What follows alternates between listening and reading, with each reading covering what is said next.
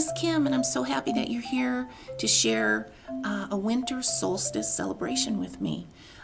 It's a special story time where we're going to talk about winter solstice and also celebrations of holidays all around the world.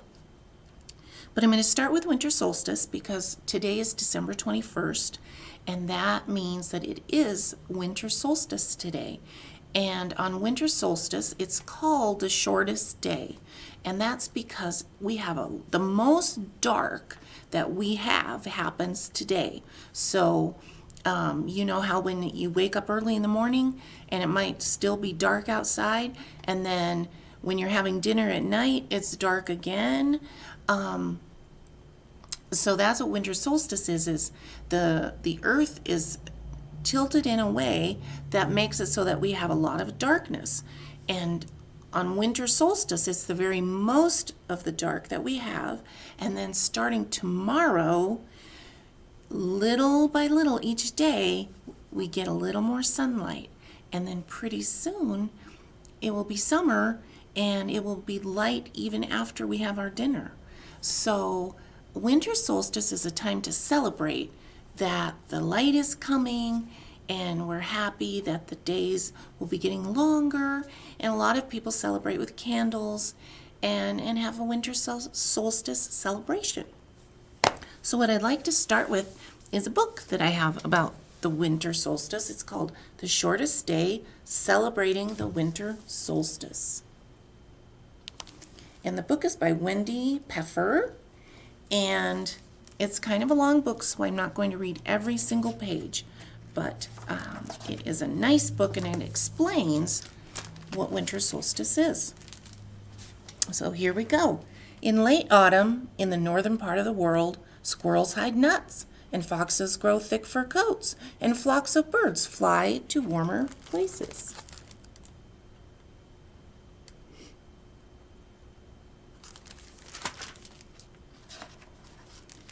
The sun rises later each morning, and it sets earlier in the evening, and each day it appears lower in the sky. As the sun gets lower and lower, the north gets less and less daylight, and the air grows colder. Chickadees fluff their feathers to keep warm, woodchucks hibernate in their burrows, and deer nuzzle through the snow to find the last blades of grass.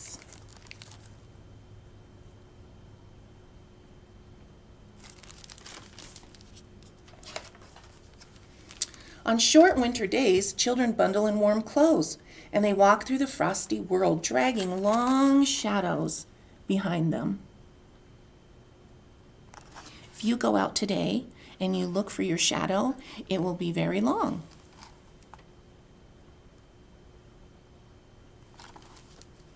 On long winter nights, families eat dinner while it's dark outside, and children wonder when the days will get long again so they can play outside after dinner like they did in the summer.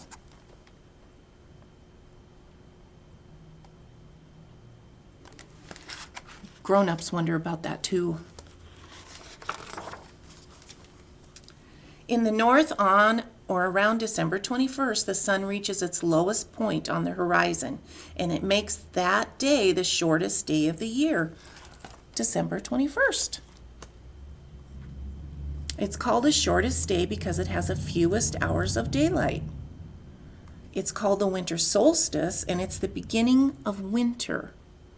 And in some places, winter means cold, nose-nipping weather. We know all about that, don't we? It's cold and we have to wear our coats and jackets and hats now, don't we?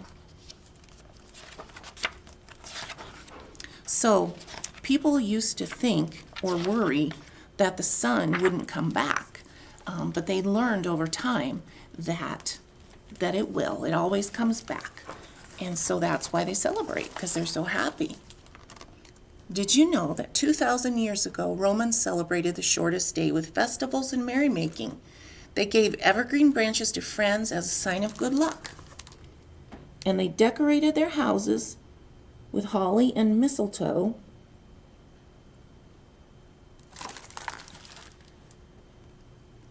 because they were symbols of life.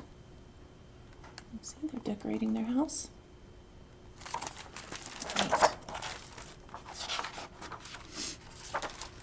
In Sweden, a festival of light celebrates the return of longer days.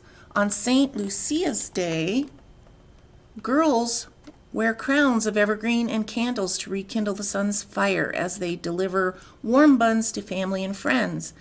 And boys went from door to door singing to the neighbors for a few coins. So that's how they celebrated winter solstice in Sweden. I think they still do that. So today people still celebrate at the beginning of winter by decorating houses, lighting the darkness, gathering together, and exchanging gifts. We don't worry that the sun will disappear forever. People know that the days will get colder when their part of the earth tilts away from the sun, and they know that the days will get shorter when the sun appears lower in the sky.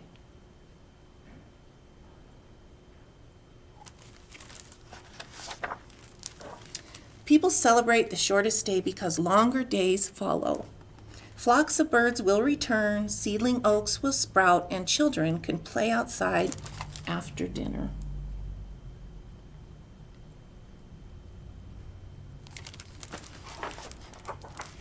All right, that is the end of that story, the shortest day, the winter solstice.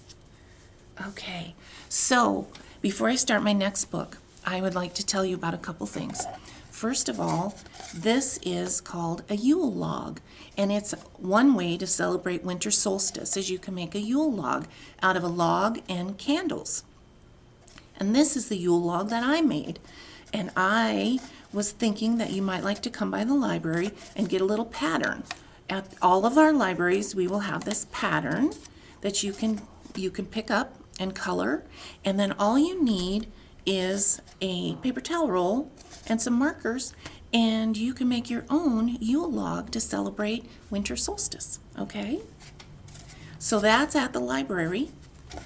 And then also I'd like to tell you that tonight, starting at 4:30, on December 21st, which is today, we're going to have a light ceremony at the libraries, at all of our libraries. So you are welcome to come in starting at 4:30 and see our beautiful lights and visit with us and pick up your Yule log print and have some fun with us, okay? So be sure and wear your mask. That's important, but come and enjoy some time with us. That would be fun, okay? All right, so for those of you who want to stay for another story, I have Walk This World at Christmastime by Debbie Powell. This is a wonderful book that talks about all the celebrations around the world, because as you probably know, we live on Earth, and Earth is also called the world, and on the Earth are many, many, many people that live in places that aren't near us. They're far away from us, but there are people in all different countries and continents on Earth. And so this book tells us about some of those people and how they celebrate winter solstice or Christmas or other holidays that they might celebrate. So here we go. Snow is falling, church bells calling. A brightly decorated tree, stockings hung on mantelpieces from sea to shining sea. This says, excuse me, I'm in Canada and the United States.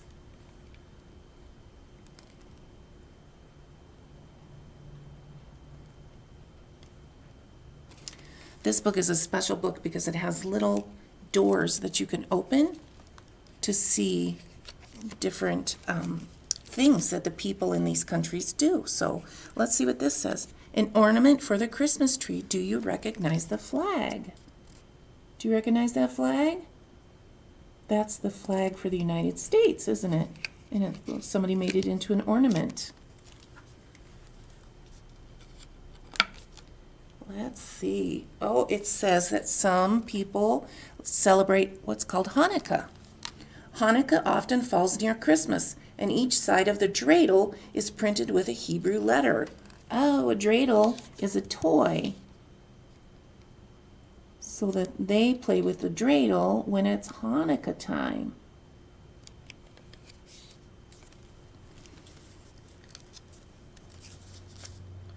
The president turns on the tree lights at Washington, D.C. Oh, you might get to watch that on television this year. The president turning on the lights on the tree in Washington, D.C. And Kwanzaa is another celebration from December 26th to January 1st, and it's a time to celebrate the shared cultural history of African Americans. Kwanzaa.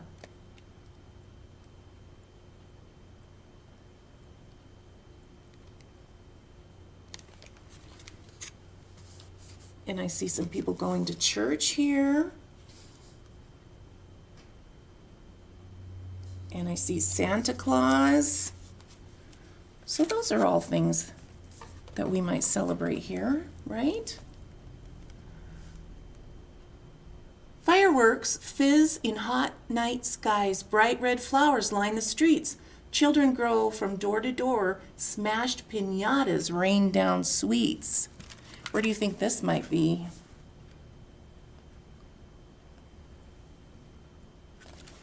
It says Mexico, Bolivia, and Brazil. During Las Posadas, children dress as Mary and Joseph, and they go from house to house asking to be let in.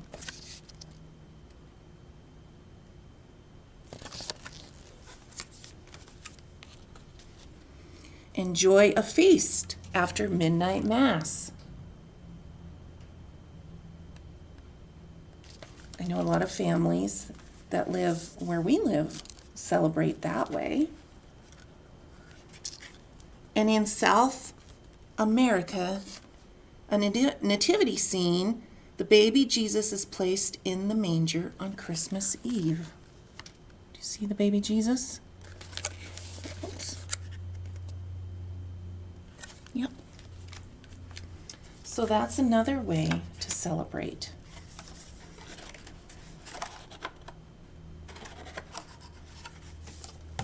Okay. Buses leaving towns and cities, rushing home for Christmas Day. Dancing, drumming, steel bands thrumming. I join the carnival parade. Where am I? It says Nigeria, South Africa, and Ethiopia.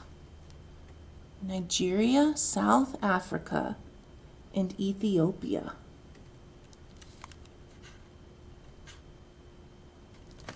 Let's open some of these doors and see what it says. In Lalibela, Ethiopia, Christian pilgrims dressed in white robes flock to the beautiful rock churches. Oh, they wear white robes and they go to the churches.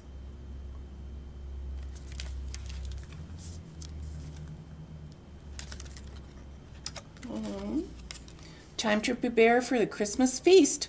Go to the market and buy vegetables and goat for your stew.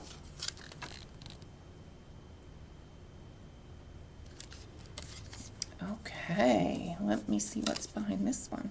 Oh, already read that one. This toy yellow bus for Christmas looks just like the ones in Nigeria.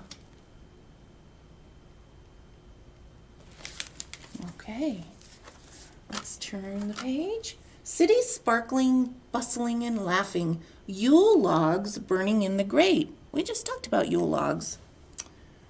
Buon Natale, hidden toys and candied cake. Where am I? Oh, I'm in Spain, France, Italy, and Greece.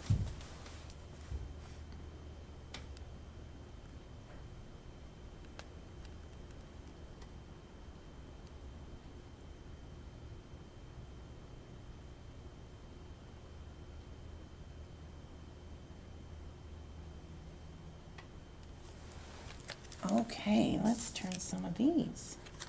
Doo-doo-doo. An old Greek custom recently revived is to decorate real and model ships with lights at Christmas time. Oh, I bet that would be pretty. Ships with lights all over them? Oh, that would be pretty. Head to Naples, Italy to buy figurines for your nativity.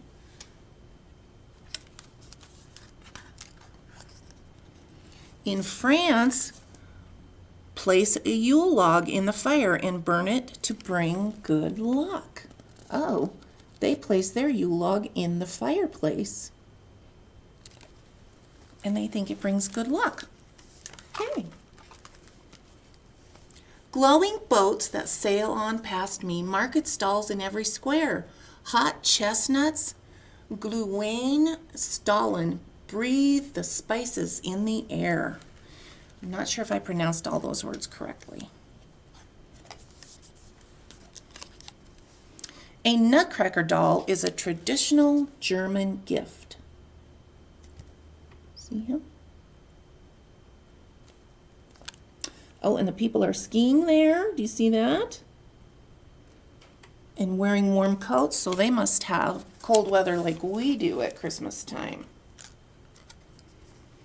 On December 6th, St. Nicholas comes, filling children's shoes with presents.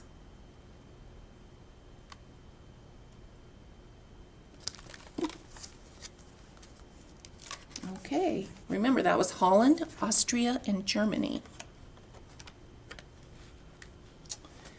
I walk the candlelit procession carrying wreaths and dressed in white. Above me, Santa soars up skyward, dashing through the northern lights.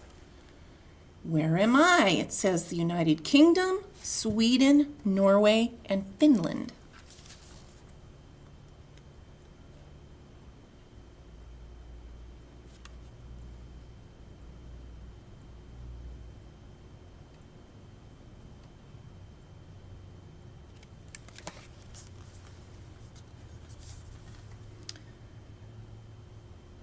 The gobble goat is a giant Swedish Yule goat made from straw, and little ones are hung on trees. Excuse me. You see the goat? They make goats to hang on their trees, made out of straw.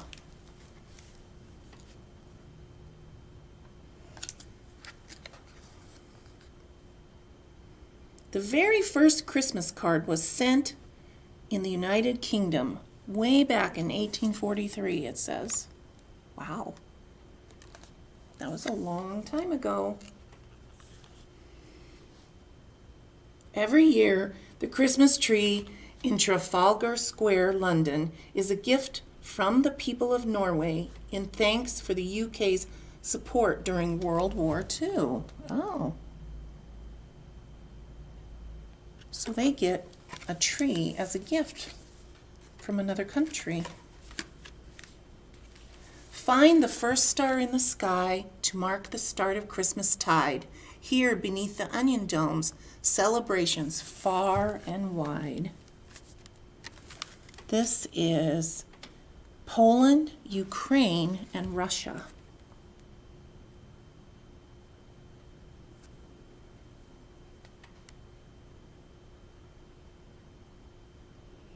Who do you see in that picture? Maybe Santa? And lots of people having fun. Lots of families. Let's see. These are Polish spice biscuits, and they're made especially for Christmas, it says.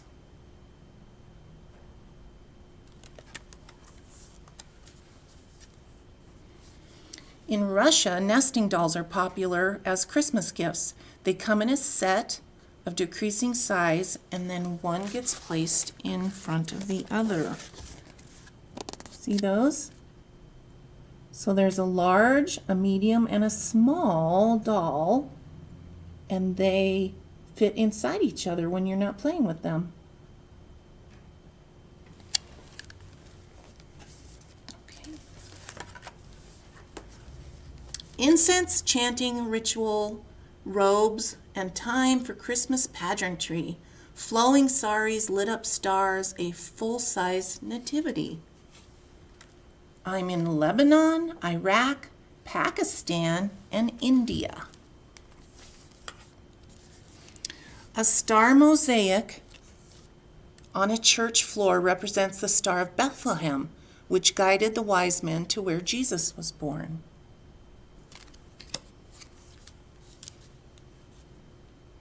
See the beautiful saris worn by churchgoers in Pakistan.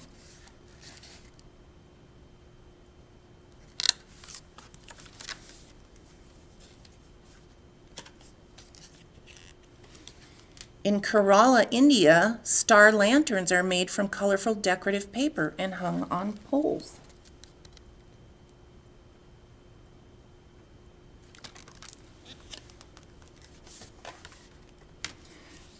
Buildings tower, shining bright, time to catch the island breeze. Starry lanterns light the way. Noche Buenas, Christmas Eve. Where am I? I am in China, Japan, and the Philippines, it says.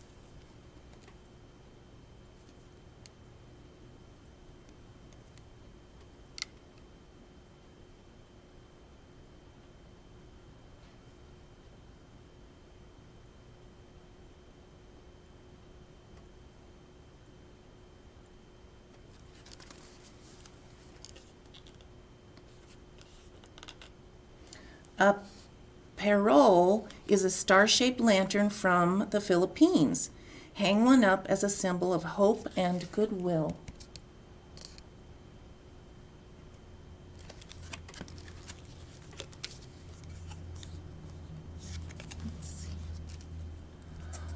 The Philippines has the longest Christmas season. It begins in September and ends at the Epiphany.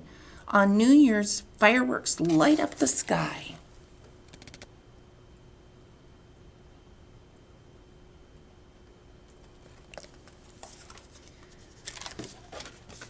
Okay, one more page, children. I've walked my way across the globe. I'm resting under skies of blue.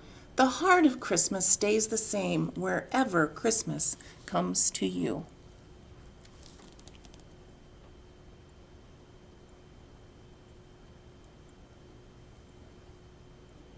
Do you have a guess where this one is? Where do these guys live? Do you know? It says Australia, New Zealand, and Samoa. In Samoa, people feast on December 24th, and then they go to church dressed in white on Christmas Day.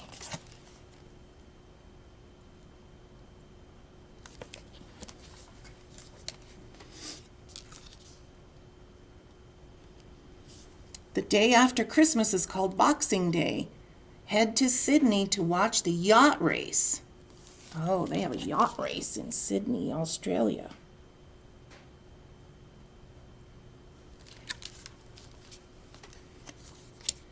And also in Australia, flowers known as Christmas bells are used to decorate the home.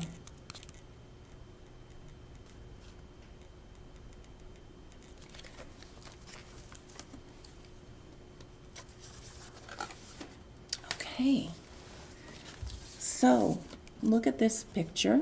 This is the world. And those are all the places that we talked about in our book today. Do you know where we live on that map? Can you point to it? Right here. This is the United States. It's North America. But we talked about all these other countries and continents.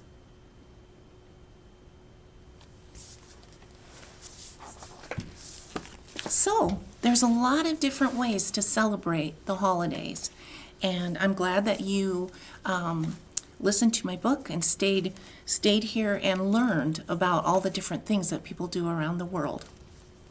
And I hope to see you later today at the library, and I will see you again soon. Bye-bye.